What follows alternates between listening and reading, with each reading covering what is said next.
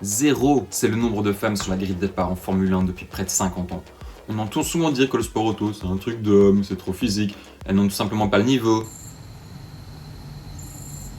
Sauf que tout ça, c'est en train de changer. Depuis 2023, une nouvelle compétition est née pour briser cette idée pourrie. Oui, c'est une idée bien pourrie, comme il en existe tant d'ailleurs. C'est la F1 Academy. Aujourd'hui, je vous explique tout sur ce championnat. Les voitures, pourquoi les écuries de F1 sont impliquées et surtout pourquoi vous devez absolument suivre cette compétition. Psst, il y a une certaine Française qui est en train de tout défoncer. Ouais, c'est pas une blague.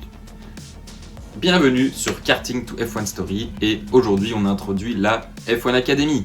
Alors, qu'est-ce que c'est la F1 Academy? Ne confondez pas avec l'ancienne W Series qui a disparu.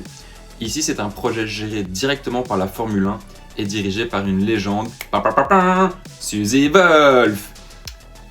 Le but est simple, trouver la future pilote qui roulera en F1. Mais attention, elle ne pilote pas des F1 pour l'instant, mais bien des F4.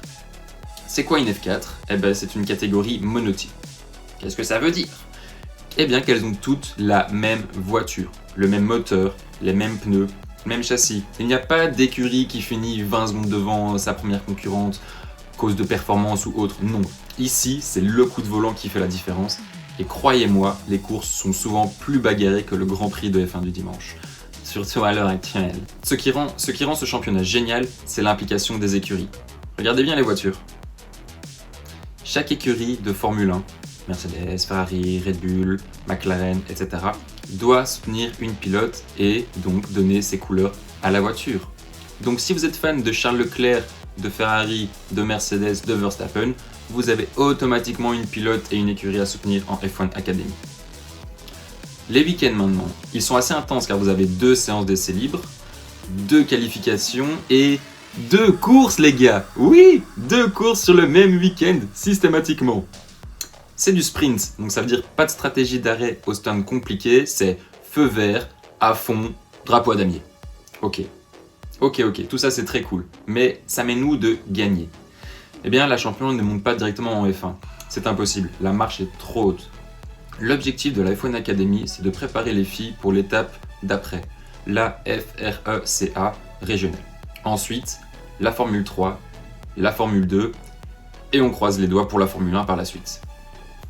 La gagnante remporte non seulement le trophée, mais surtout un financement complet pour payer sa saison dans la catégorie supérieure.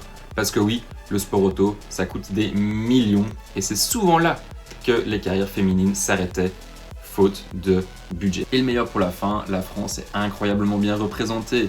Il y a des talents bruts. On doit parler de Dorian Pain, qui est la championne de F1 Academy 2025. Elle fait partie de l'écurie Mercedes. Elle vient de l'endurance, elle a tout gagné en karting et c'est clairement la pilote à suivre l'année prochaine avec Maya Rugg de chez Ferrari. Elles sont toutes les deux très rapides et très agressives en piste. Je vous ferai bientôt une vidéo plus détaillée sur ces 2 pilotes et d'ailleurs je ferai une vidéo sur chacune des pilotes de la F1 Academy au fil du temps car elles le méritent toutes.